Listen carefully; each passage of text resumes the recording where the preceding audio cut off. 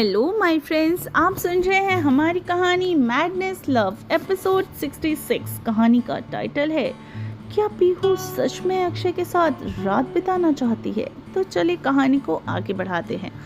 अक्षय और निखिल दोनों ही आज बहुत ही इम्पोर्टेंट मीटिंग छोड़ दी थी, जिस वजह से दोनों ही क्लाइंट ने डील कैंसिल कर दी थी। ये बात जब ऋषि को पता चली तो वो काफ़ी शॉक्ड हो गया, क्योंकि अक्षय और निखिल काम के मामले में बहुत ही ज़्यादा अवेयर थे।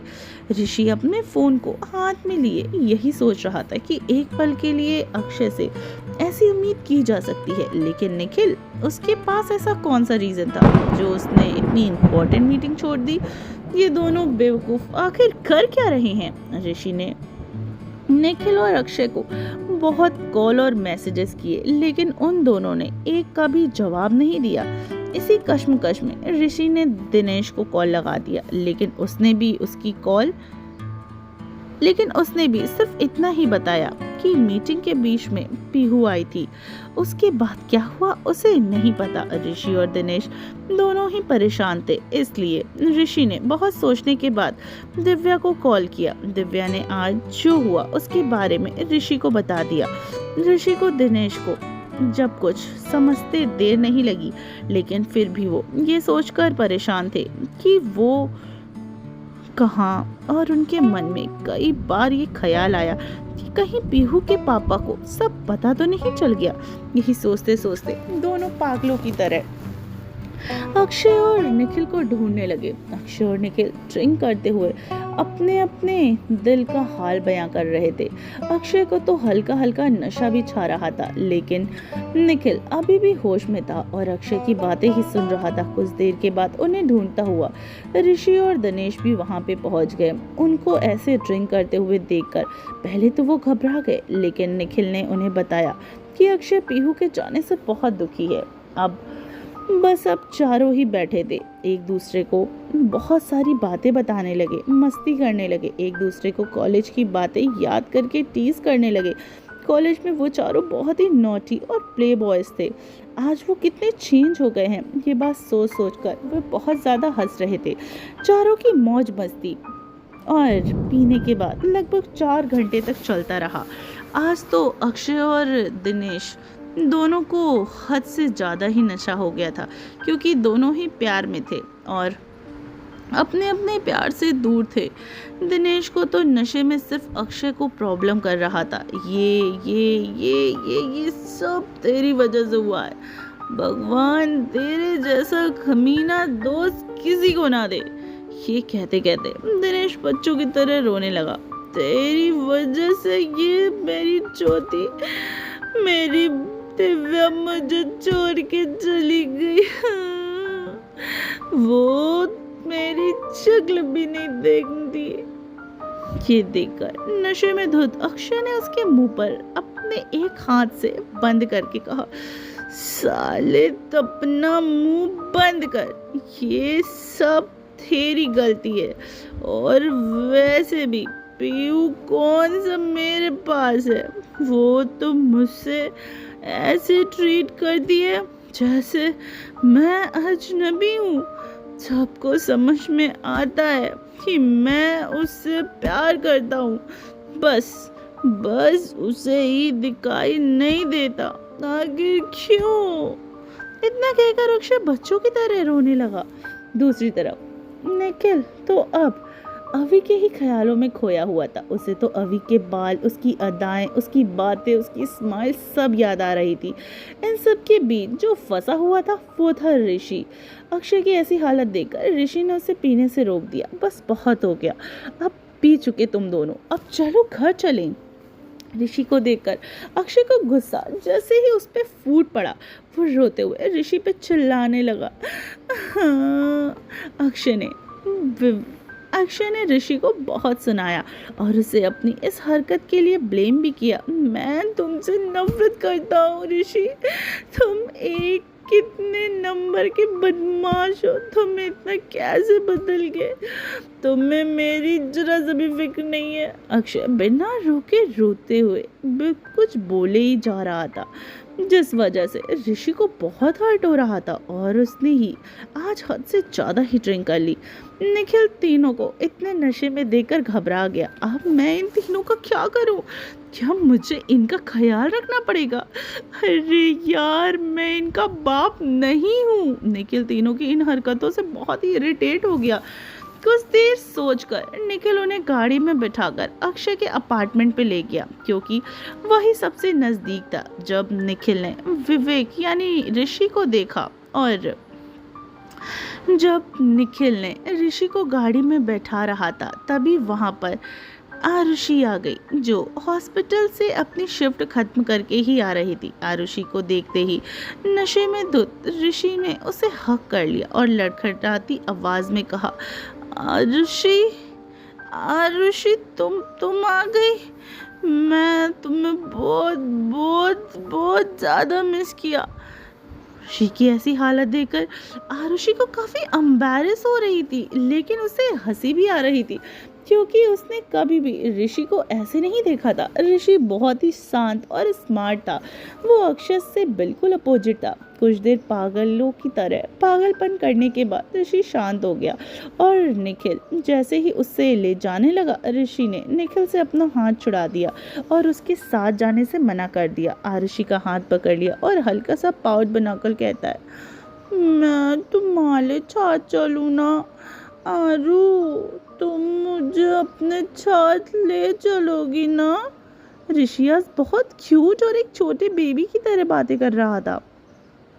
आरुषि ने ऋषि को अपने साथ ले जाने के लिए कह दिया। निखिल और दिनेश को आरुषि ने निखिल से अक्षय और दिनेश को ले जाने के लिए कहा और ऋषि को अपने साथ अपने घर लेके चली गई। वो चारों ही ऋषि के यानी अक्षय के अपार्टमेंट में चले गए, जो कि लॉक था इस समय। इसलिए निखिल ने जल्दी से घर का दरवाज़ा खोला और उसे घर में ले आए। उसे कोई प्रॉब्लम नहीं हुई। उसने अक्षय को उसके रूम में लेटा दिया और खुद दिनेश के साथ लिविंग रूम में आकर सो गया। थोड़ी देर में अक्षय और पीहू का नाम ले रहा था और आंखें खोल रहा था, इसलिए वह ऊपर उस रूम में आ गया जहाँ पीहू सोती थी। अक्षय पीहू के बेड पर एक छोटे बच्चे की तरह पीहू के टेडी को हग करके सो रहा था। दिव्या, अवी, पीहू आज बहुत टाइम के बाद एक साथ थे, इसलिए आज उन्हें नींद तो बिल्कुल नहीं आ रही थी।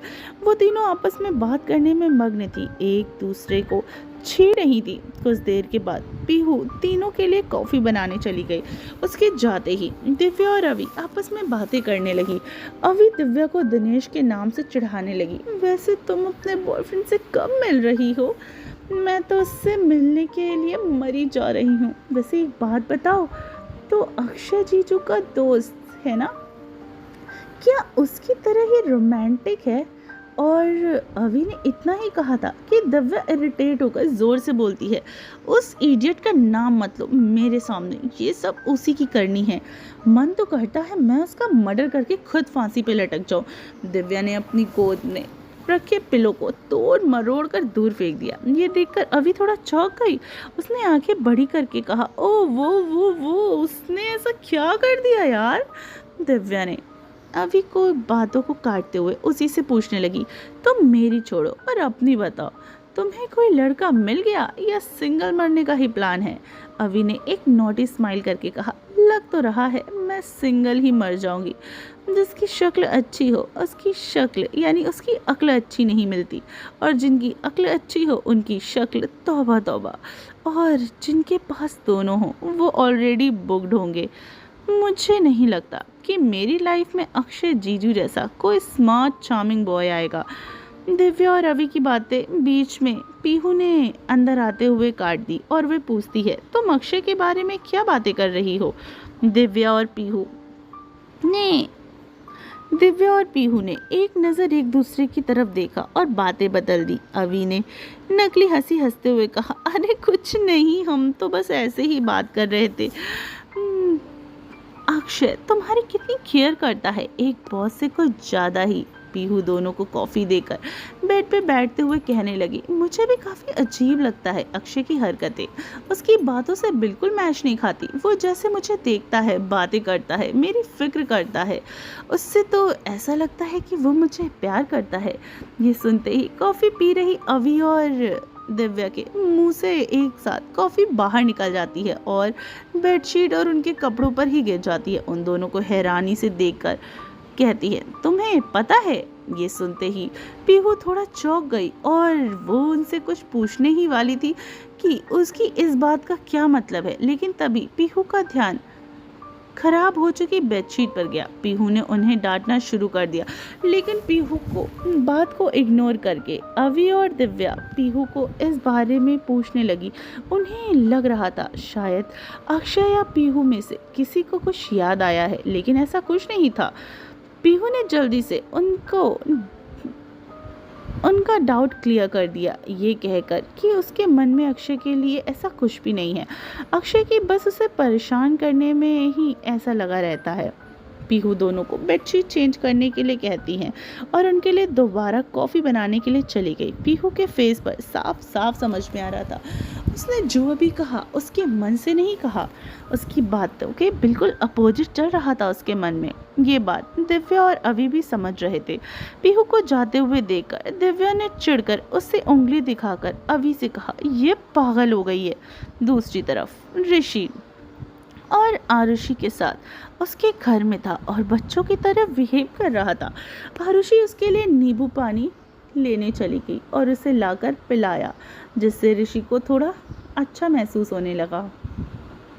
आरुषि ऋषि को सोने के लिए कहकर जाने लगी, लेकिन ऋषि ने उसे अपने हाथ आरुषि की कमर पर लपेट लिए और उसके पेट पर अपना सर रखकर रोते हुए कहने लगा, आरुषि, मैं अपने भाई की हेल्प नहीं कर पा रहा हूँ।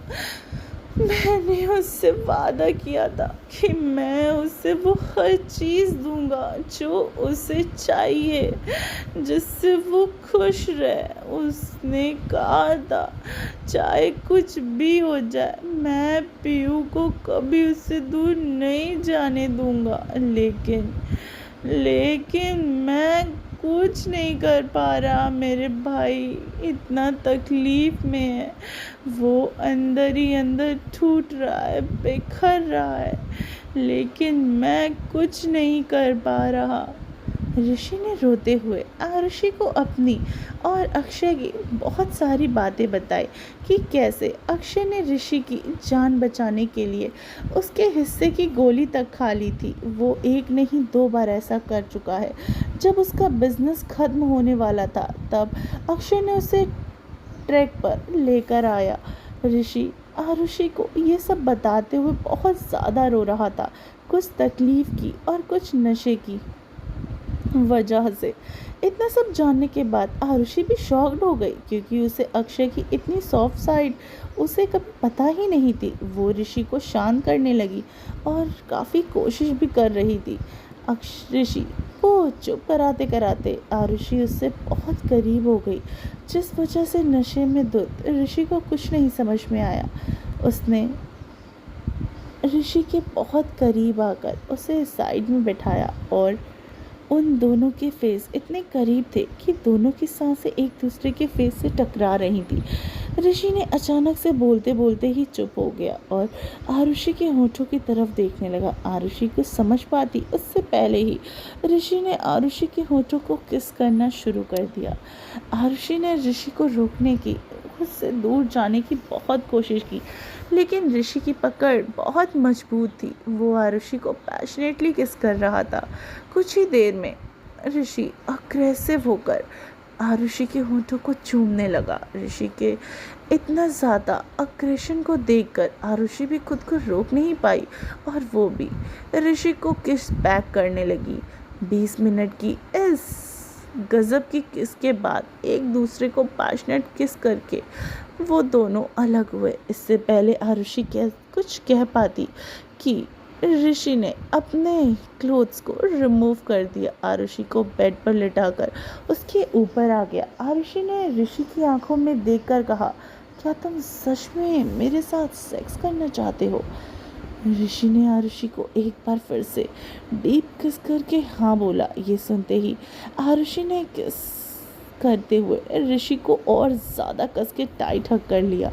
ऋषि ने आरुषि के टॉप को और उसकी जीन्स को एक ही पल में रिमूव करके उसकी बॉडी को चूमना शुरू कर दिया, जिससे आरुषि भी अपना कंट्रोल खो रही थी। ऋषि ने बहुत देर तक आरुषि की पूरी बॉडी पे किस किया, उसके बाद अपनी पैंट को भी रिमूव कर दिया, उसके पास इंटीमेट होने लगा। ये आरुषि का फर्स्ट टाइम था, जिस वजह से वो दर्द से चिल्ला रही थी। आरुषि को चिल्लाता देख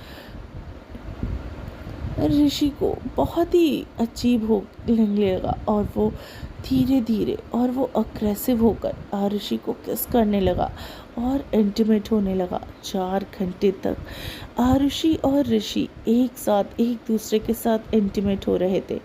फिर वे काफ़ी थक गए और एक दूसरे की ही बाहों में सो गए।